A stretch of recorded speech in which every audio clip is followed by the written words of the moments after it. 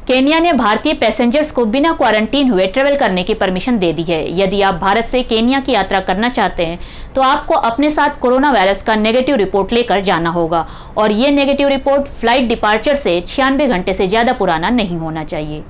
Kenya में पहुंचने के बाद आपको वहां सेल्फ आइसोलेशन में रहना होगा। इसका मतलब ये हुआ कि भारत से केन्या पहुंचने पर आप सीधे अपने घर जा सकते हैं। आपको कहीं भी क्वारंटीन में रहने की जरूरत नहीं होगी।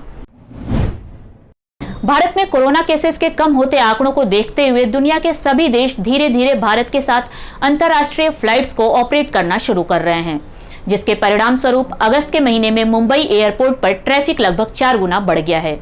ये जानकारी खुद मुंबई एयरपोर्ट द्वारा दी गई है।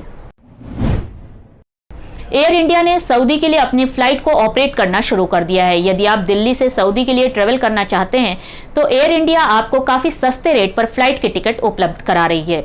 दिल्ली से सऊदी अरब की यात्रा के लिए आपको केवल 18 से 20 हजार रुपए खर्च करने पड़ेंगे। सऊदी अरब ने यूएई, साउथ अफ्रीका और अर्जेंटीना से इंटरनेशनल फ्लाइट ऑपरेशन को शुरू कर दिया है। यानी कि अब इन 3 देशों से पैसेंजर बिना किसी रिस्ट्रिक्शन के सऊदी अरब की यात्रा कर सकते हैं। यदि भारत की बात करें तो सऊदी अरब ने अभी भारत के कुछ लिमिटेड पैसेंजर्स को ही यात्रा की इजाजत दी है। इस समय भारत से केवल वही पैसेंजर ट्रेवल करके सऊदी अरब जा सकते हैं जिन्होंने वैक्सीन की दोनों डोज सऊदी अरब में ही ली है। यदि आप वैक्सीन की दोनों डोज किसी और देश में लिए हैं तो आपको किसी तीसरे देश से होकर सऊदी अरब पहुंचना होगा। सऊदी अरब द्वारा दी गई इस छूट के तहत यदि आप सऊदी अरब जाना चाहते हैं तो आप दुबई होकर सऊदी जा सकते हैं, लेकिन इसके लिए आपको दुबई में 14 दिनों का स्टे करना पड़ेगा।